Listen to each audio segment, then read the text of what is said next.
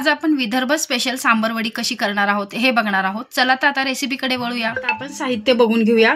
आपण मीठ घेऊया, बेसन घेतलेले आहे आपण 2 वाटी, त्यानंतर 1 छोटी वाटी मैदा घेतलेला आहे, ओवा आणि बारीक चिरलेली 1 गड्डी कोथिंबीर घेतली आहे, हळद, जिरं, मोहरी, लाल तिखट, गरम मसाला, धनिया पावडर आणि गोडा मसाला। यामध्ये आपण 1 चमचा तेल टाकायचे। तेल खूप कमी घ्यायचं आहे आपण ह्यामध्ये आता भाजी परतताना। आता त्यामध्ये आपण अर्धा चमचा जिरे टाकून घेऊया। जिरे व्यवस्थित फुलले की आपण त्यामध्ये मोहरी टाकून घेऊया अर्धा चमचा,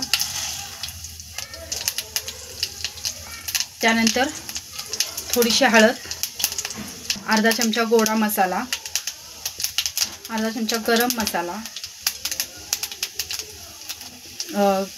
धनिया पावडर आणि लाल तिखट तुम्ही तुमच्या आवडीनुसार कमी जास्त करू शकता। मध्ये आता आपण ही सगळी कोथिंबीरची जी जुडी स्वच्छ धुवून कट करून घेतलेली आहे ती आपण टाकून घेऊया व्यवस्थित। यामध्ये आता आपण चवीपुरतं मीठ टाकून घेणार आहोत। आता ही जुडी कोथिंबीरची हे व्यवस्थित सगळं मिश्रण एकजीव करणार आहोत आपण। 2 मिनिटं कोथिंबीर पूर्ण व्यवस्थित परतून घेणार आहोत आपण ह्यामध्ये, ह्या मसाल्यांमध्ये। तुम्ही बघू शकता आपली सारण किती व्यवस्थित तयार झालेलं आहे। आता आपण ऑप्शनल आहे, तुम्ही जर आवडत असेल तर तुम्ही साखर टाकू शकता किंवा नाही टाकली तरी चालेल, पण मी त्यात अर्धा चम्मच साखर टाकते कारण त्याची टेस्टच वेगळी येते। आता आपली भाजी व्यवस्थित तयार आहे। आता आपण हे गॅस बंद करून घेऊया आणि ही 2 मिनिटं थंड करून घेऊया, 5 मिनिटं। वडीसाठी लागणारं पीठ मळून घेऊया। आपण जे बेसन घेतलं होतं त्यामध्ये आपण 1 वाटी मैदा घेऊ, त्यामध्ये ओवा आपण हातावर मॅश करून असं घ्यायचा आहे,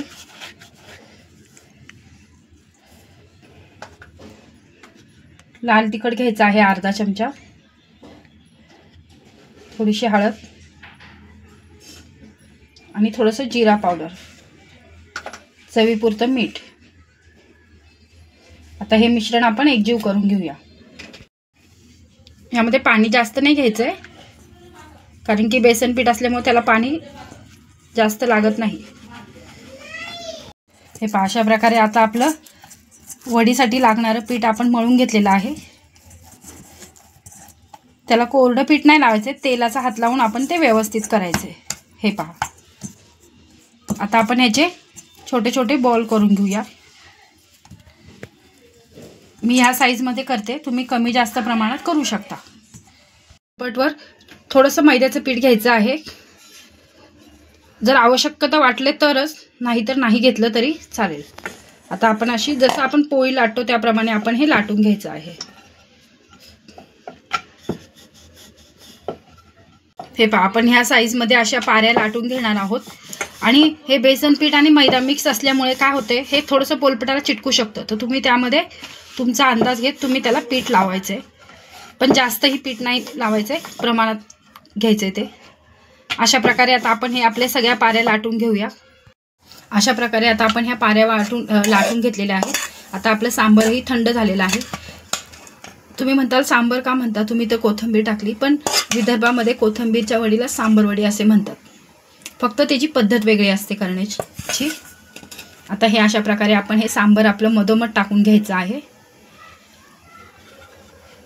त्यानंतर हे असं जॉईन करायचं आहे।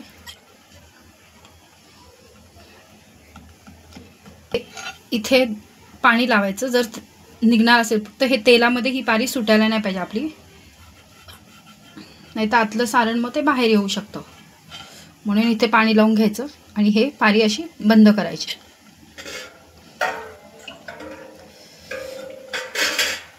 आणि ही सुद्धा तुम्ही अशी बंद करू शकता।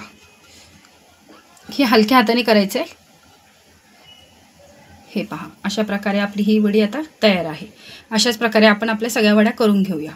हे पहा, अशा प्रकारे आता आपण आपल्या सांबर वड्या सगळ्या तयार करून घेतलेल्या आहेत। आता आपण त्या डीप फ्राय करून घेऊया। आता आपलं तेल व्यवस्थित गरम झालेलं आहे, आपण ह्यामध्ये सांबर वडी आपली टाकून घेऊया। आणि तुम्ही बघू शकता, नेहमी कुठली तळणीची वस्तू असेल तर ती लोखंडाच्या कढईत करायची, ती जर्मनच्या किंवा नॉनस्टिकच्या कढईमध्ये कधी करायची नाही, कारण लोहही आपल्या पोटात गेलं पाहिजे आणि मुलांसाठी ते चांगलं असतं। हे पहा, आपली सांबर वडी किती व्यवस्थित फ्राय झालेली आहे। आता आपण ही दोन्ही बाजूनी व्यवस्थित क्रिस्पी करून घ्यायची आहे. आपण ही काढून घेऊया. अशाच प्रकारे आपण आपल्या आता सगळ्या सांबरवड्या तयार करून घेऊ. अशा प्रकारे आता व्यवस्थित आपण आपल्या ह्या सर्व सांबरवड्या व्यवस्थित फ्राय करून घेतलेल्या आहेत. आता आपण त्या व्यवस्थित कट करून घेऊया, म्हणजे त्या खाण्यासाठी तयार झालेल्या आहेत. आता हे बघू शकता किती व्यवस्थित क्रिस्पी झालेल्या आहेत.